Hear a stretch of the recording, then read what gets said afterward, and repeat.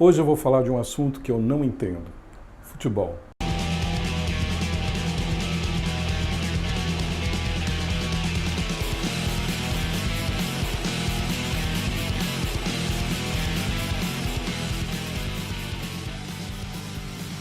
Eu tenho que fazer um meia-culpa aqui. Em vários episódios desse canal, eu sempre peguei no pé do pessoal que falava assim: é porque no meu tempo era melhor.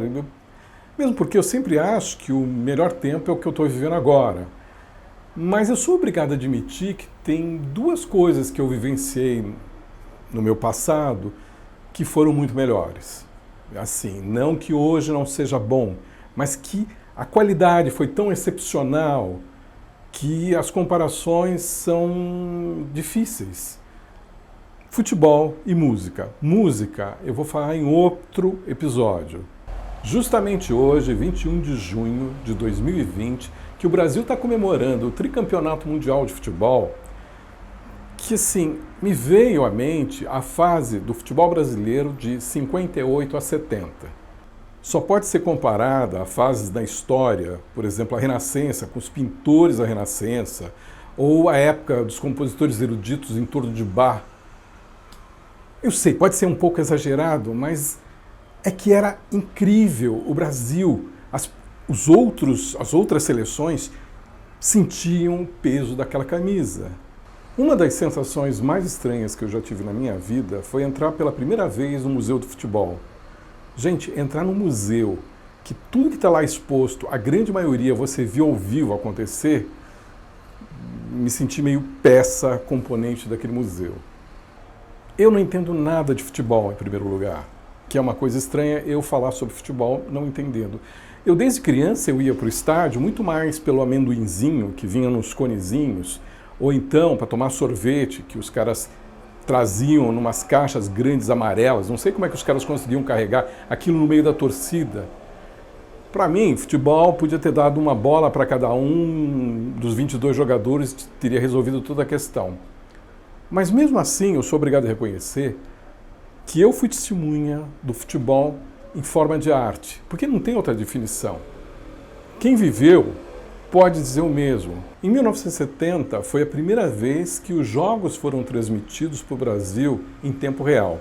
Antes tinha uma história era o rádio, ou então, na Copa de 66 eu lembro que no Vale do Anhangabaú eles colocaram um painel meio interativo. O digital deles era um cara que ficava com uma bolinha num campo simulado, era uma coisa bem tosca.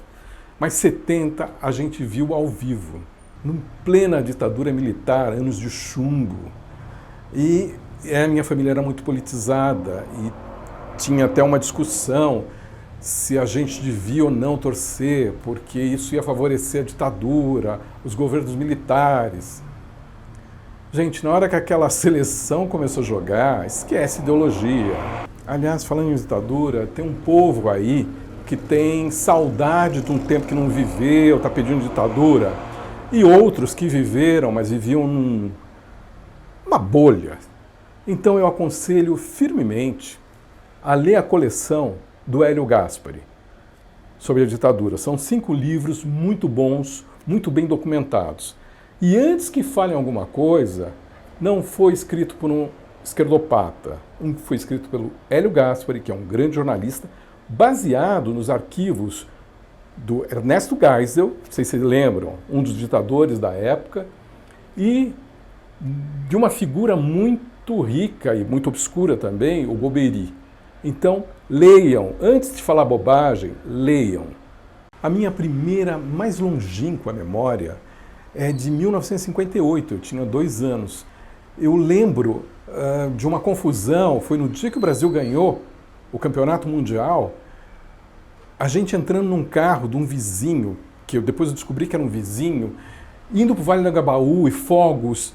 E eu lembro do Vale do Anhangabaú, muita gente, e olhar para cima e tinha um grande letreiro de neon cinzano. E a outra memória que eu tenho é de 1962. Meu pai pegou eu e meu irmão, levou para a Avenida São João e a gente viu a seleção brasileira passar em cima de um caminhão normal, com caçamba e com a taça Jules Rimet na mão. Eu lembro direitinho disso.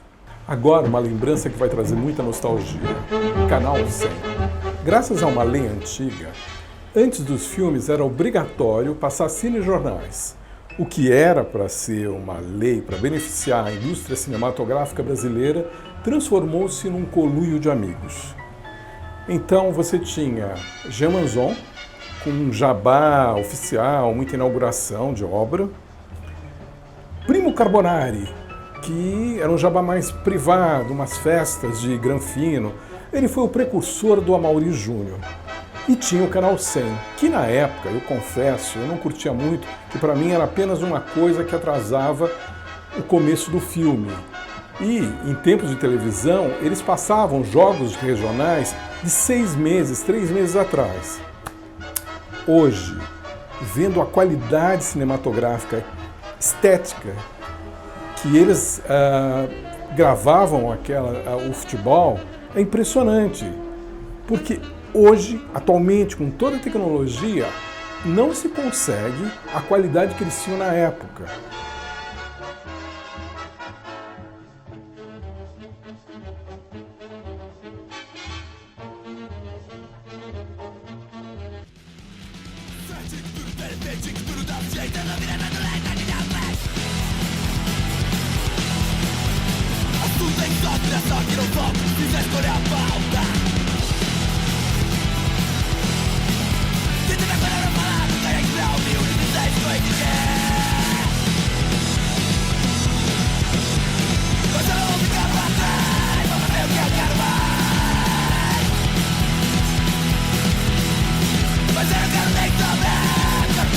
Torcendo!